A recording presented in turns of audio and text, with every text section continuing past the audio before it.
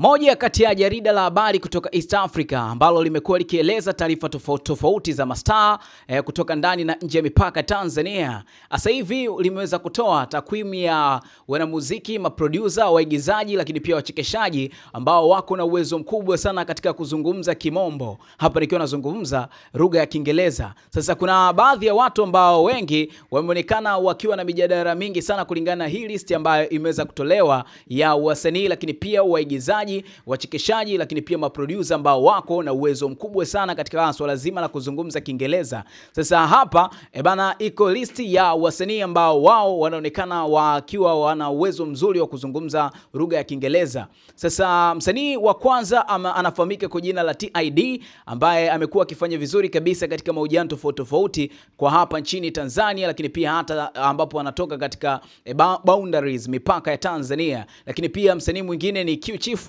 ambaye yeye ameonekana akiwa anazungumza lugha yake ya Kiingereza ikiwa imenyoka. Abigail Chams naye ni moja kati ya wasanii kutoka hapa nchini Tanzania ambaye anaonekana akiwa anazungumza lugha ya Kiingereza vizuri kabisa, na hata last time alipokuwa katika tuzo za BET kule aliweza kuwakilisha Tanzania vizuri kabisa akiwa anafanya mahojiano na majarida tofauti. Amekuwa akireply vizuri kabisa na Kiingereza chake kimeonekana kuendelea kunyoka kinoma noma. Vanessa Mdee ni moja kati ya watu ambao wameonekana kwamba Kiingereza chao kimenyoka, lakini pia Wema Sepetu naye ameweza kuhesabika kwamba ni moja kati ya watu ambao wanajua sana Kiingereza. P-Funk Majani naye ni moja kati ya maproducer ambao washafanya makubwa hapa nchini Tanzania, lakini pia hata nje ya mipaka ya East Africa ameweza kufanya kazi kubwa kinoma noma akiwa kama producer. Lakini pia Master J yeye ameonekana kwamba ni moja kati ya maproducer ambao wana uwezo mkubwa sana katika kuzungumza Kiingereza. Idris Sultan moja kati ya watu ambao wamekuwa ni wachekeshaji lakini pia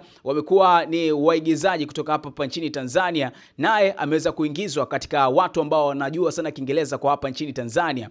Mr. Sugu naye ameweza kuhesabiwa kwamba ni moja kati ya watu ambao wanajua sana Kiingereza. Lakini pia Hamisa Mobeto ambaye ni mke huyu wa Azizi Ki, mchezaji kutoka taifa la Burkina Faso, yeye ameweza kuonekana kwamba ni moja kati ya watu ambao wameingizwa katika hesabu ya mastaa ambao wanajua sana Kiingereza. Na wa mwisho ni Leonardo ambaye huyu ni mchekeshaji ambaye amekuwa akifanya katika engo tofauti. Amekuwa ni stand up comedy lakini pia amekuwa ni kama content creator mitandaoni, naye ameweza kuingizwa katika jarida ambalo wa mastaa ambao wanaweza kuongea Kiingereza kwa uzuri kabisa. Lakini cha ajabu ni kwamba Diamond Platnumz, Harmonize, Rayvanny ambao wameonekana kwamba ni A-list musician kwa hapa Bongo, wao hawajaweza kuonekana katika list ya mastaa ambao wameweza kuonekana kwamba wanaweza kuongea Kiingereza vizuri kabisa. Watu wengi sana wameweza kudoubt kulingana na hii takwimu ya mastaa ambao wanaonekana wakiwa wanaweza kuzungumza Kiingereza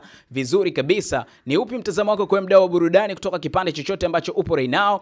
Unaweza kutuambia kwamba ni star gani kutoka nchini Tanzania unamuona kabisa kama hana uwezo wa kuzungumza Kiingereza kinaga ubaga? Drop comment yako kwenye comment hapo, usiache kusubscribe kwa taarifa kadha. Ciao.